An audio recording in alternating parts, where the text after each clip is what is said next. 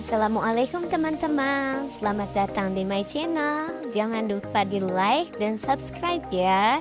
Terima kasih. Assalamualaikum anak solih-solihah. Bagaimana kabarnya hari ini? Semoga sehat selalu ya dan selalu dalam lindungan Allah Subhanahu wa taala. Amin. Oke anak-anak, bertemu lagi di kelas 3 semester 2 ya.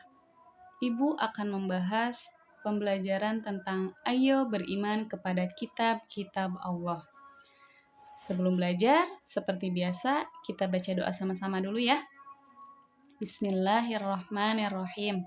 Raditu billahi robba wa bil islami dina wa bi Muhammadin nabiyya wa rasula. Rabbi zidni ilman warzuqni fahman. Amin. Oke anak-anak, sebelum kita masuk ke materi, Ibu akan menyebutkan tujuan dari pembelajaran kali ini.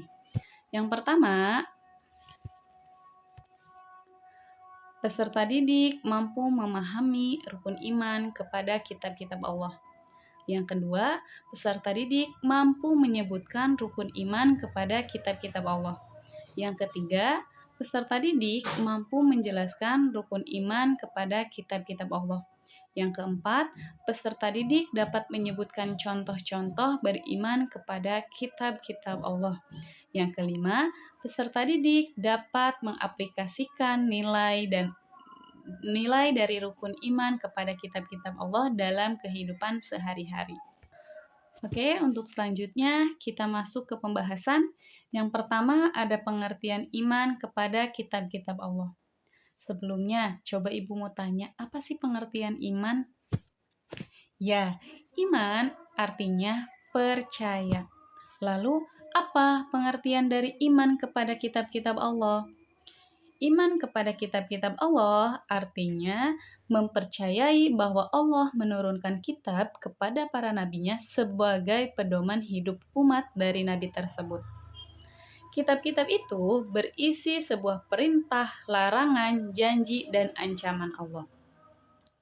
Kitab-kitab tersebut merupakan firman Allah berupa wahyu yang dibukukan.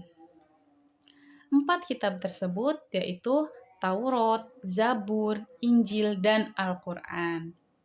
Beriman kepada kitab-kitab Allah berarti kita harus mempercayai dengan sepenuh hati bahwa Allah Subhanahu wa taala menurunkan kitab kepada para nabi sebagai pedoman hidup umatnya. Selanjutnya, ada kitab-kitab yang wajib kita imani. Apa saja sih kitab-kitab yang wajib kita imani? Coba sebelum kita bahas, Ibu mau tanya ada berapa kitab yang wajib kita imani? Ya, semuanya ada 4. Kitab yang wajib kita imani itu ada 4. Yang pertama, kitab Taurat. Kitab Taurat ini diturunkan kepada siapa? Kepada Nabi Musa. Kitab Taurat ini berisi tentang hukum-hukum syariat dan akidah yang berlaku saat itu. Yang berlaku pada saat zaman Nabi Musa. Kemudian yang kedua, ada kitab Zabur. Kitab Zabur ini diturunkan kepada Nabi Daud. Kitab Zabur berisi tentang peringatan, nasihat, serta beberapa hikmah.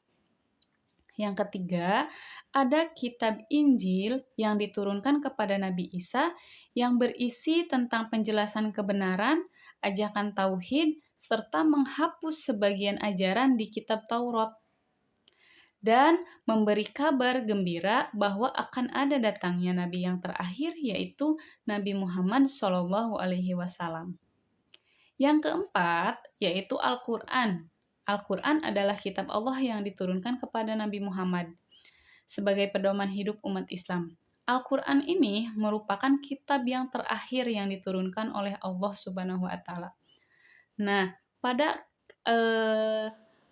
ayat-ayat di dalam Al-Quran ini dijaga kemurniannya, dijaga keasliannya oleh Allah Subhanahu wa taala. Al-Quran ini sebagai pedoman umat Islam sampai hari kiamat. Oke anak solih-solihah, agar kita mudah menghafal nama-nama kitab Allah beserta nabi yang menerimanya, kita hafal dengan lagu ya. Kita nyanyi bersama-sama, oke? 1, 2, 3. Kitab Allah yang 4, ayolah kita ingat. Injil, Zabur, Taurat, Al-Qur'anku yang hebat. Taurat Nabi Musa loh, Daud dengan Zaburnya. Injil bagi Nabi Isa, Al-Qur'an pedoman kita. Mudah kan anak-anak? Oke, kita lanjut ke pembahasan berikutnya, yaitu cara beriman kepada kitab-kitab Allah. Cara beriman kepada kitab-kitab Allah itu ada 2. Yang pertama, cara beriman kepada kitab-kitab sebelum Al-Quran. Dan yang kedua, cara beriman kepada kitab-kitab suci Al-Quran. Yang pertama, cara beriman kepada kitab-kitab sebelum Al-Quran. 1. Kita harus yakin bahwa Allah menurunkan kitab suci kepada para nabi dan rasul sebelum Nabi Muhammad. Jadi kita harus mempercayai bahwa Allah itu telah menurunkan sebelum kitab Al-Quran, yaitu Zabur, Taurat, dan Injil.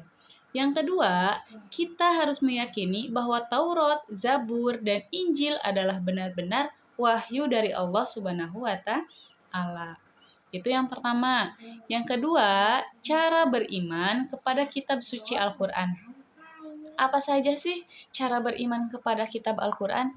Yang pertama, kita harus meyakini bahwa Al-Quran itu benar-benar wahyu Allah yang diturunkan kepada Nabi Muhammad. Yang kedua, kita yakin bahwa Al-Quran adalah kitab suci yang menjadi pedoman bagi umat Islam.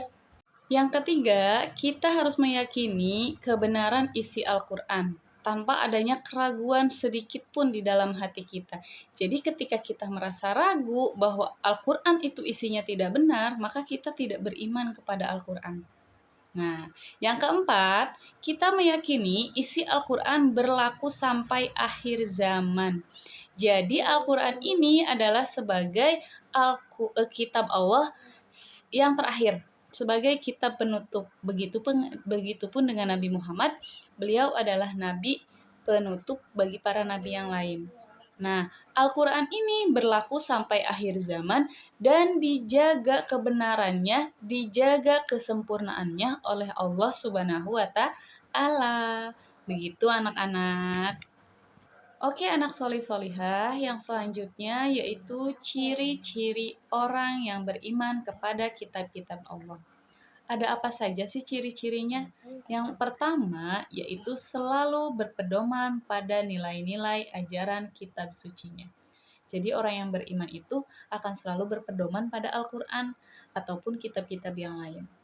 Yang kedua, menjalankan perintah dan menjauhi larangan yang terdapat di dalam kitab Allah. Jadi orang yang beriman, mereka akan melakukan segala perintah Allah yang ada di dalam Al-Quran, serta menjauhi semua larangan-larangan yang ada di dalam Al-Quran. Yang ketiga, bersikap optimis menjalankan kehidupan karena memiliki pedoman hidup. Jadi orang yang menjadikan kitab sebagai pedoman, dia akan selalu berpikiran optimis dan tidak akan berpikir pesimis. Yang keempat, hidupnya terarah menuju kebaikan. Nah, orang-orang yang berpedoman kepada kitab-kitab Allah, mereka akan menjalani kehidupannya secara terarah kepada kebaikan. Yang terakhir, menghargai orang lain dan pemeluk agama yang berbeda. Nah, orang-orang yang beriman kepada kitab-kitab Allah, mereka akan selalu menghargai orang yang berbeda. Baik itu pemeluk agama yang berbeda ataupun budaya yang berbeda. Karena apa? Karena mereka selalu menjadikan Al-Quran sebagai pedomannya. Paham ya? Oke.